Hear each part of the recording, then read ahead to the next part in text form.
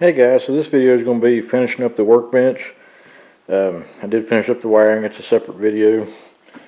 I got the drill press and the cutoff saw down here, the metal cutoff saw. I got my old belt drive grinders, a whole video just on fixing this up probably about 4 or 5 years ago now. It's going to be mounted to the workbench, and we're going to mount the vise somewhere right in here, I'm thinking. And we're going to put like an angle iron piece across the front just to protect that edge, make it look a little bit better, and mount some power strips on here. I think that's probably the first thing we're going to do. So yeah, let's just get started on something. So I kind of showed these in the video talking about the workbench. There'll be a link in the description where you can find these, but it's the orange store, so figure that one out. These mount really nice. Like, you just mount this bracket in the position you want, then it just pop in. Like, it's the easiest way I've ever seen one mount. And before, I've had to like scab in a piece behind here to mount it because it was made on the end. There's been like a tab on here. But with this, I don't have to do that. I just put one there on the end and one here. It'll just overhang a little bit on its own.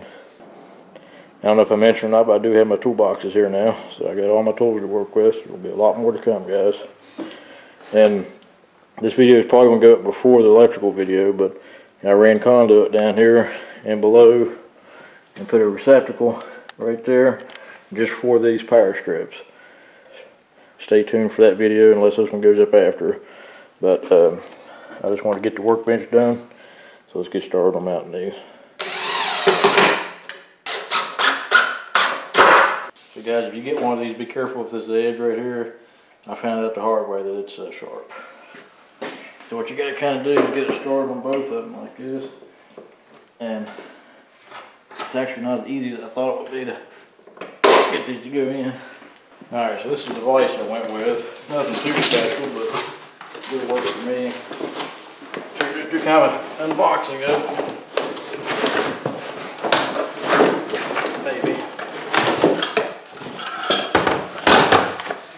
So you probably came to this video on how to mount a vise, and I'm going to show you the way I'm going to do it here. You need to find out what size bolt your vise calls for. The length of the bolt is going to determine what your workbench is made out of. In this case, I got almost 1 inch of wood, then a 1/8 inch of steel plate. So I got to go through a 1 inch thick top in order to mount this. So for this setup, a 2.5 inch, 1/2 inch bolt is going to be perfect with the washers. You want a washer on top and a washer on bottom too, especially since this is plywood. If you had a way to make a template of like what's on the top, on the bottom, like a big steel plate on the bottom, that'd be perfect and make it a lot stronger. Most of the time that's just overkill. I may have to run a drill bit through these holes in order to get the shank part through it. The thread part does fit, so I'm going to do that off camera, and we'll get ready to start drilling this. Okay, so I'm going to be using what's called transfer punches. You don't have to use this if you don't have it. Just mark your center of your holes, and you just take a chance of getting it slightly off center, and this eliminates that problem. So we want to mark one bolt, stamp it, center punch it, and hold this vertically like this, and that'll give us an exact indentation where this is going to be. Then we're going to drill it out and put that bolt in and do the same thing on the other two. But you don't want to just do all 3 of them. You want to, punch this one, then drill it all the way through, get this bolt at least started, then do the other ones. That way everything is going to line up. And I got this vise positioned exactly where I want it. You want to make sure that it's out away from the workbench enough where you're not going to get your hand, caught on the workbench. And you also don't want it too far out. It'll make it a little bit weaker too, especially if you got a bolt that's going to go right here. This one, there's no bolt here in the front. It's got 3 bolts. A lot of them will have 4. I prefer 4. In this case, it'll be just fine. I'm putting the 3rd bolt in the back. Some people might say put it in the front, but for the way this application is, the way this workbench is built, I think this would be the best way to do it. And you want to make sure, like, there's no, like when you start drilling it, there's not going to be like a brace or something on the workbench that's going to interfere with the bolt. So we already checked that and we're good on this one. I got this traced all the way around here where I want it to be, that way there's no confusion on it.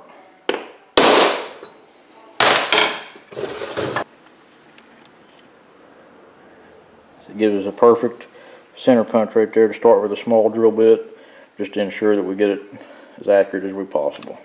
So I'm going to start with like an 1/8 inch drill bit and go all the way and work my way up to 1/2 inch. So I'm using a total of 4 drill bits, 1/8 inch, 1/4, 3/8, and 1/2 inch. And that should be good enough. Anytime you stair step something up like this, it takes longer, but you get a little bit better results, and you're not putting a strain on the drill bits or your tools either. If your transfer punch didn't leave a big enough indentation, you can use another center punch on that lineup to get a little bit better mark on it.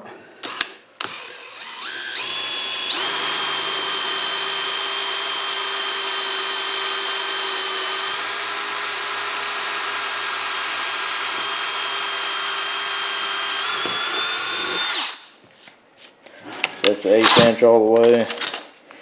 Now we're going to do it for 1/4.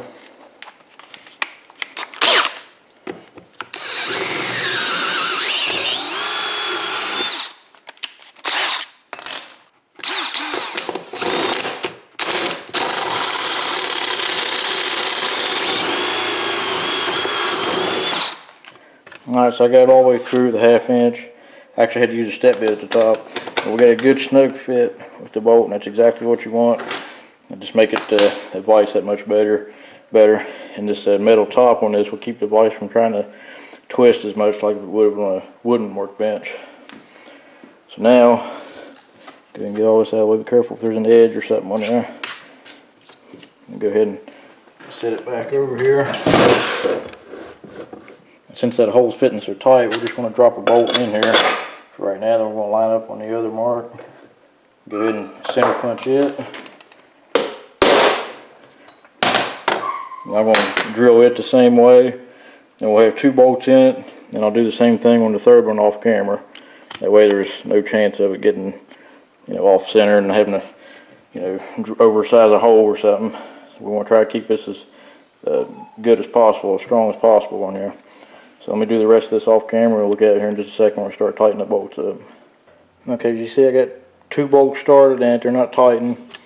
So now that'll allow me to mark this last one with the center punch.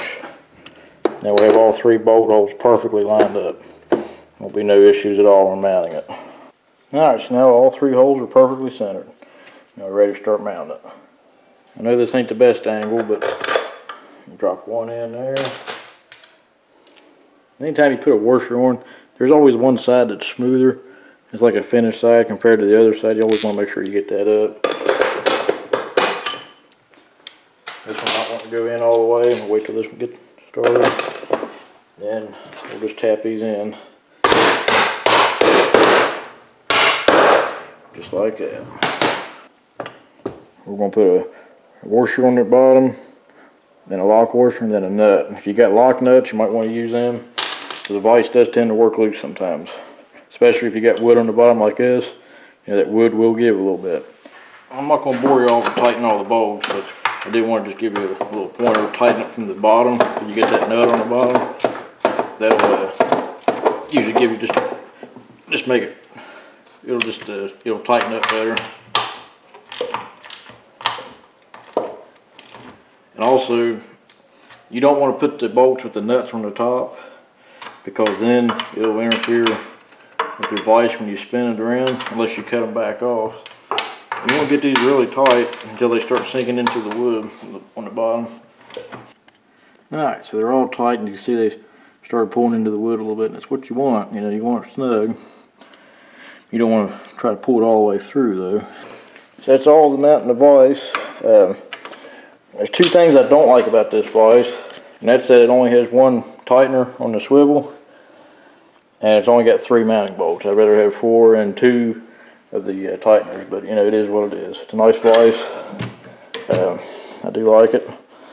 I never had a vise on the middle of a workbench, so it'll take me a little bit to get used to that. And if any of y'all was wondering why I went with an orange vise instead of like a regular black one or the industry standard blue vise, I wanted it to stand out on the video, just something different, and it'll definitely catch your eye, when I'm working on something, if you see that bright orange vise there. So that's the reason on that. I just wanted something a little different, Alright, so now we're ready to start doing the angle iron for the workbench, and I'm just using bed rails, you can tell. Works great for stuff like this, and it's pretty much free. Can't go wrong with that. So don't forget your safety glasses.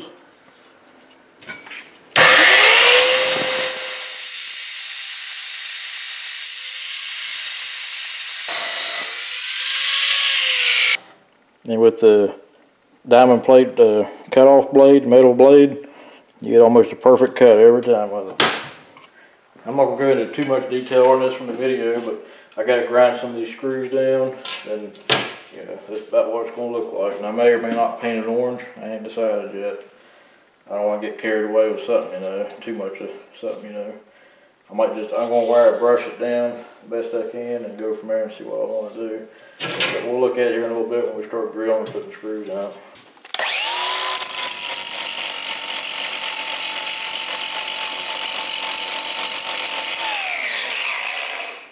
Well, first time using a new vise. I already wire brushed this one down the best I could. I got to grind this rivet off of this and take this apart.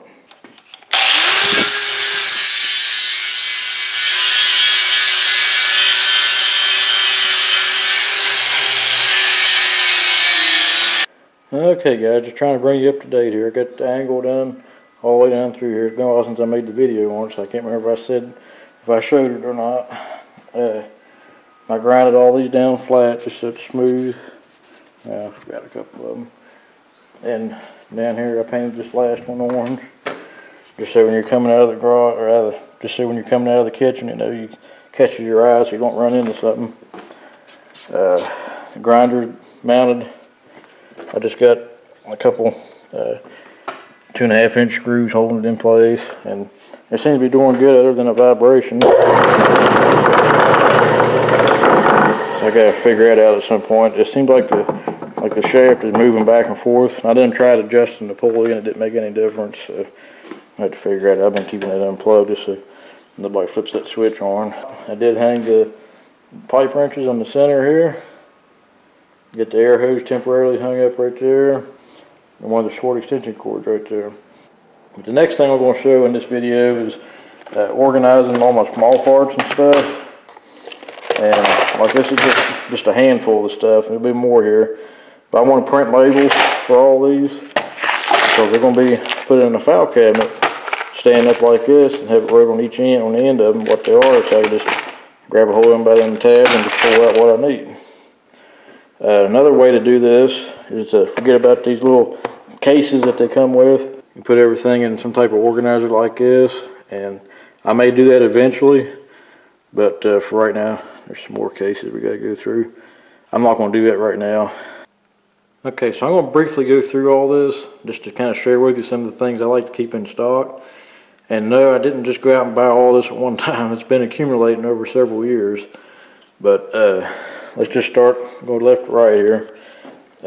We got some terminals. We got heat shrink ends on it, heat shrink tubing, an assortment of fuel hose clamps, O-rings, regular crimp terminals, toggle bolts. I'm going to do a whole video just on what toggle bolts we use for and how to use them, plus the new type as well too.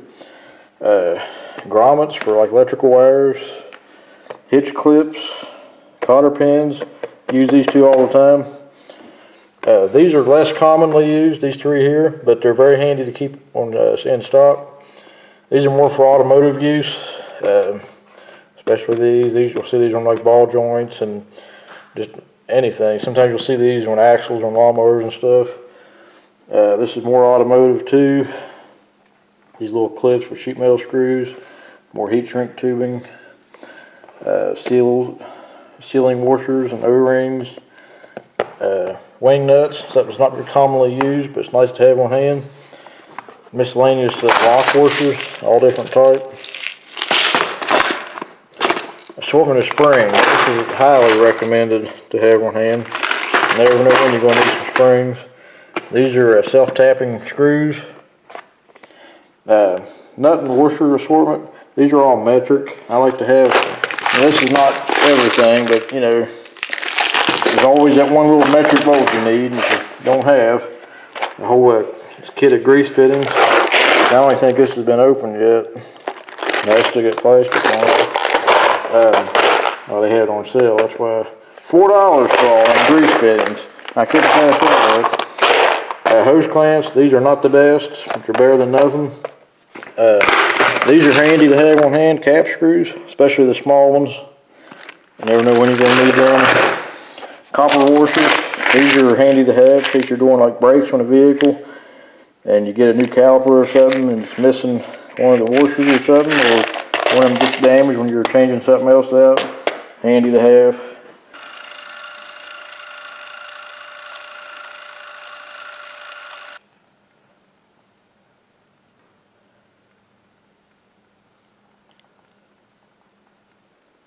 Well, there you go, guys. There's all the stuff organized. Kind of get an idea of how it's laid out in here. Nothing too special going on. I did put the box of screws left over from the building the workbench, number 8 2.5. The rest of my drywall screws, my label maker, my Dremel, and my soldering gun.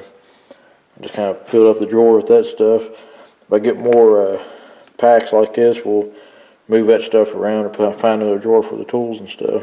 So another thing I want to show in this video is changing out the grindstone on this grinder again. This stone's not even broken in yet, but anytime you grind something, there's more of the stone coming off than there is of what you're grinding. It used to be almost all the way out here. There's a whole video just to me fixing this grinder up again if you want to watch that. But this is the stone I got to put on it. It's actually wider than the one that's on there, so it's more like what used to be originally on it. This is a 36 grit. It's 8 inch, 8 by 1 by 1. So this goes up to, you can change these out to accommodate whatever size grinder you got. Okay, so I'm just going to use an impact to break this loose. You really need a deep rail socket, but this shouldn't be very tight, so we shouldn't run the risk of stripping it out. So again, this is left-handed, so you want it, turning clockwise like you're tightening it.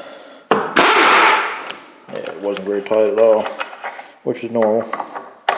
We'll put it back on with the wrench. So you got that spacer. We also got to take this little plate off in order to get the stone all the way off. It's a lot better than it was, so it's filling up more of the spacer. I may have it a little too close. It's not rubbing, so it should be all right. I like it pretty close myself. It's kind of like I said, personal preference. This is a 36 grit stone. That's what I recommend if you're doing any rough grinding, sharpening lawnmower blades, anything like that. The way you get in the metal removed quick. If you're sharpening chisels and stuff, it's all right to do the rough end. You might want to use a finer one or a file.